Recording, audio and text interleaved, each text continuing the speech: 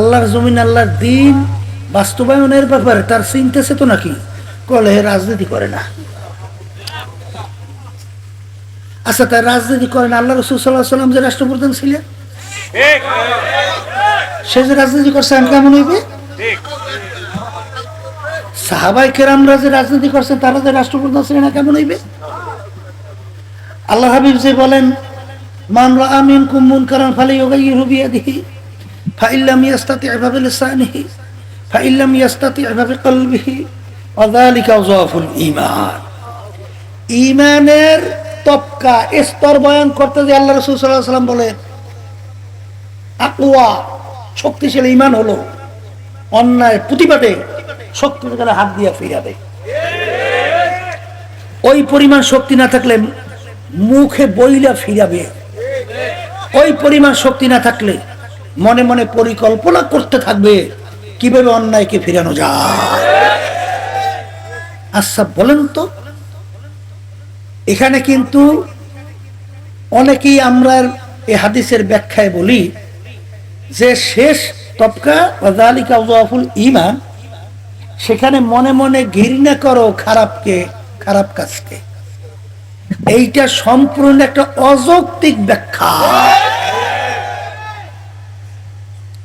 আগে বইলে আসলাম কি, হাত দিয়া ফিরাও, মুখ দিয়া ফিরাও, আর শেষে বললাম মনে মনে ঘৃণা করো। এই অর্থটা আসলো কোথা থেকে বলেন তো? মেলে কিনা হাত তোলা পড়তে এসে হাত হয়ে আসে না?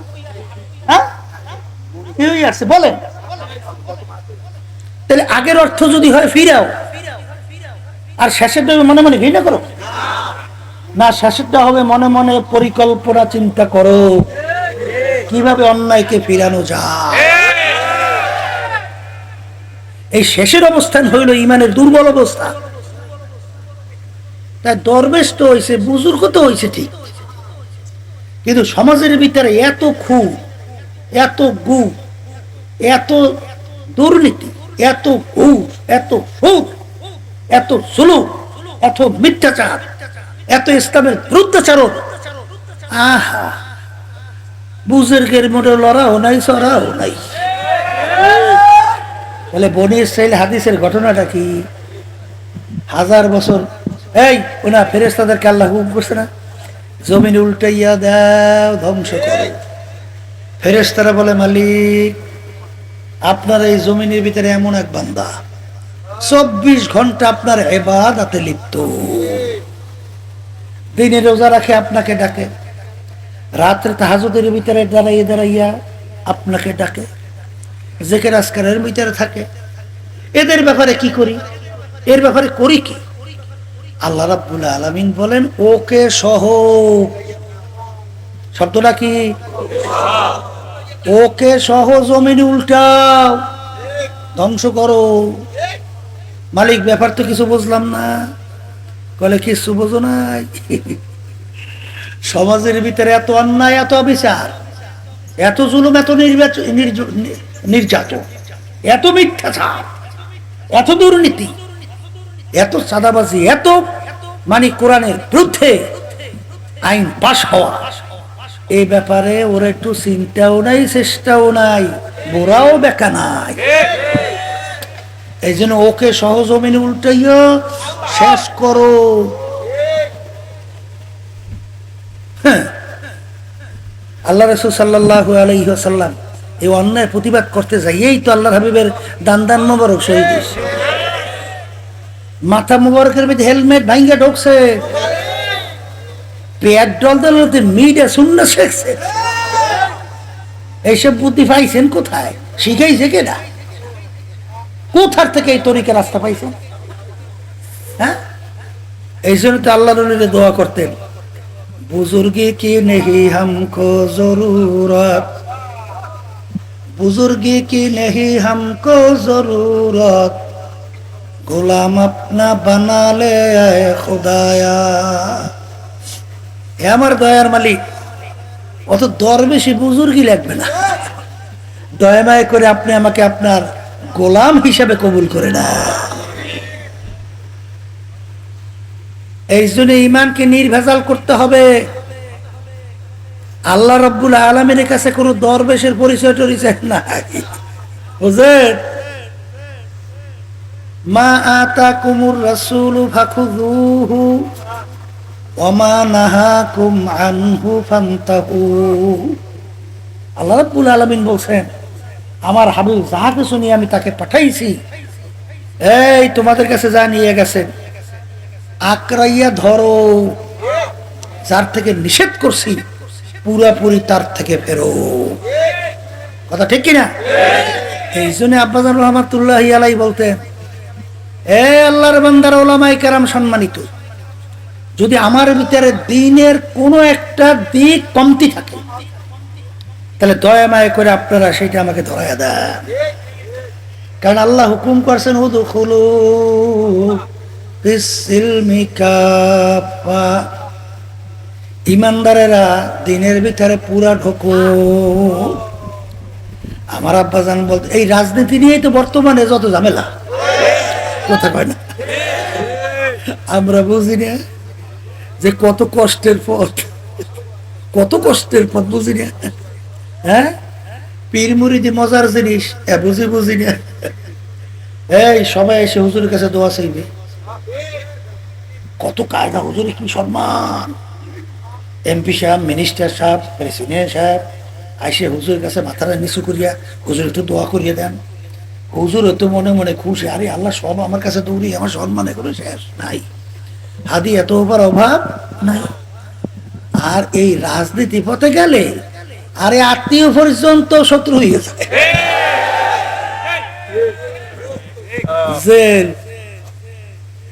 ভয় আছে না নাই? এরপরে জান যাওয়ার ভয় তো আছে, এরপরে গালাগালি তো ওর শুনতে পারি আম্মদে, গ্রামে কথা আছে, কি বলে আম্মদ এসে বুঝছে, তা তো আছি। তারপরে কাটাযুক্ত পথ কেন করি? আল্লাহর হুকুম পালন করার জন্য, এছাড়া কিচ্ছু না। এছাড়া আল্লাহর রহমতে আপনাদের দোয়ায় পরিষ্কার ভাবে বলছি, এমপি মন্ত্রী অমুক টমুক শহর হওয়ার কোনো শখ নাই, খেয়ালও নাই, বরং মনে করি একটা বোঝা, ঠিক না? বর্তমানে পরিবেশ পরিস্থিতি, এরপরে আবার টাকা পয়সা নিজের কামাই করে আবার খরচ করেন, এরপরে আবার শত্রু শেষ নাই, ঝামেলার কোনো শেষ নাই, আছে না নাই? করি কেন? করি তো আল্লাহর হুকুম পালন করার জন্য। ওমান লাম ইয়াহকুম বিমা আনজালাল্লাহ ফাউলাইকা হুমুল কাফিরুন ফাউলাইকা হুমুজ জালিমুন ফাউলাইকা হুমুল ফাসিকুন। যারা মানে নীতি আদর্শ অনুযায়ী রাষ্ট্র পরিচালনা করবে না, ওরা কাফের, ওটা জালেম, ওরা ফাসিক। ইনিল হুকমু ইল্লা লিল্লাহ, আমার মালিক বলেন, জমিন আসমান মাখলুকাত মানুষ আমার, এই জমিনের ভিতরে সর্বত্র নিয়ম নীতি চলবে ও আমার। ইন্নাদ দীনা ইনদাল্লাহিল ইসলাম, আমার মালিক বলেন, নীতি আদর্শের মধ্যে একমাত্র আমার কাছে গ্রহণযোগ্য নীতি আদর্শ, তার নাম হলো ইসলাম। কথা ঠিক না? এর জন্যই কিন্তু বাজান ভালো কইরা বুঝি, ভালো কইরা জানি, প্রায় উদাহরণ দিয়ে বলি, আজকেও বলি, বাজান রে, ইব্রাহিম বিন আদহাম রহমাতুল্লাহ আলাইহি, তিনি বলকের বাদশাহী ছাড়লেন কেন? আল্লাহকে পাওয়ার জন্যে।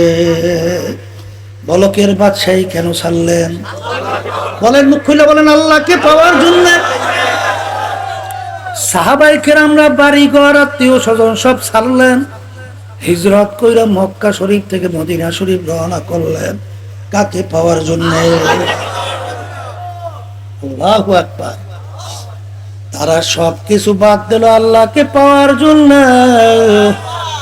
কিন্তু আজকে বর্তমানে বাংলাদেশের ভিতরে এক শ্রেণীর ইসলামের নামে দল, তারা আল্লাহকে ছাড়লো ক্ষমতা পাওয়ার জন্য, ক্ষমতায় যাওয়ার জন্য, ক্ষমতা পাওয়ার জন্য। কথা ঠিক না? কেমন ক্ষমতার লোভ ঢুকছে, আল্লাহ মাফ করে। বেপর্দা মহিলাদেরকে সামনে সারিতে বসাইয়া এইবার মিটিং করতে হইবে। হ্যাঁ, এইবার মিটিং করতে হবে। তাহলে আল্লাহর হুকুম পর্দা ফরজটা কোথায় যায়?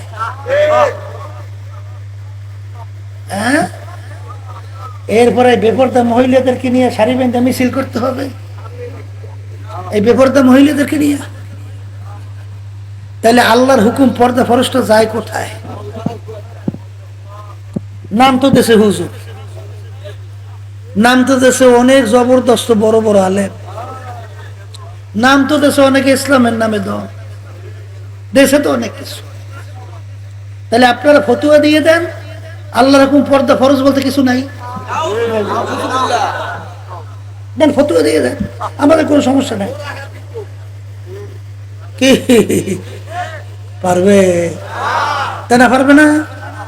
তা না পারলে শোনেন, আল্লাহ আপনি হেফাজতে রাখেন আমাদের সবাইকে। এই যে 2026-এর জাতীয় নির্বাচন, আপনারা জানেন 5ই আগস্টের পরে যে দেশ গড়ার একটা সুযোগ আসছিল, ইসলামকে ক্ষমতায় নেওয়ার একটা সুযোগ আসছিল, মানবতা কল্যাণ মুক্তি পাওয়ার একটা সুযোগ আসছিল। এই সুযোগটা কাজে লাগাবার জন্যে আমরা তো চেষ্টা করছিলাম সাধ্য অনুযায়ী, ইসলামী দলগুলোকে এক জায়গায় নিয়েও আসছিলাম। কিন্তু যখন দেখি যে কথা ছিল সমঝোতা, সুযোগ পাইয়া নিয়ে গেল নেতৃত্ব, জোর দিয়া নেতৃত্বের আসনে বসছে, কারণ আমাদেরকে চালাইবে।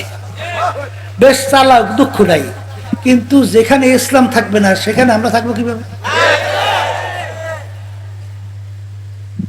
এই যেখানে ইসলাম নাই, শরিয়া নাই, তাই ইসলামের নামে দলটার নাম দিলাম কেন? তাহলে গতানুগতিক আওয়ামী লীগ, বিএনপি, জাতীয় পার্টি হয়ে গেলেই তো হয়ে গেল, আবার ভিন্ন দল দরকার কি? কোন দরকার আছে? ইসলামী দল মানে ইসলামী নীতি আদর্শ বাস্তবায়নের জন্য তো দল, তো ইসলাম নাই, আবার কিসের? তখন আমরা কি বুঝি না যে ওই সমঝোতায় আমরা থাকলে আমাদের হয়তো বা 20-25টা এমপিও তো হয়ে যাওয়ার সম্ভাবনা ছিল, ছিল না? এই পরিবেশ হয়ে গেছিল না? তাই সেখানে ওই মুহূর্তে ক্ষমতার দ্বার প্রান্ত থেকে এই ফিরিয়ে আসার কারণ কি? আল্লাহকে পাওয়ার জন্য। কাকে পাওয়ার জন্য? আল্লাহকে। এই রাজনীতি করিও আল্লাহকে পাওয়ার জন্য। অনেকে মনে করছে হুজুর এত সুযোগ ছিল, এতগুলো এমপি, আপনারা তো জানেন না। হ্যাঁ, আবার এদের থেকে এমপি গিরি আনা লাগবে কে? আওয়ামী লীগ এনারা আমাদেরকে অনেকগুলো এমপি দেওয়ার জন্য প্রস্তাব দেয় না? বিএনপি দেয় না? এইবার জাতীয় নির্বাচনও দেয় নাই। তাইলে যদি ইসলাম বাদ দিয়ে এমপি গিরির জন্যই রাজনীতি করতে হয়, তাহলে তোমাদের কাছে যাওয়া লাগবে কে? আরে সব এক জায়গায় করছিলাম তো ইসলামের জন্য। এই জন্য আবার বাজানদেরকে বলবো, পর্দা আলে মামুনদেরকে বলবো, শোনেন, খুব হুশ কইরা তার বাপা বাড়াইতে হবে। গালাগালি তো কোনো শেষ নেই, কত গাইল, কত আবিজুবি কথাবার্তা। এই টাকা খাইয়া অমুক করে, সমুক করে, তমুক করে না, আবার অমুক এই লিপসে অমুকের বিভিন্ন ধরনের কথাবার্তা বলে না, এগুলো তো শুনতে হয়। তারপরেও কেন করি? আল্লাহকে পাওয়ার জন্য। কথা ঠিক কিনা?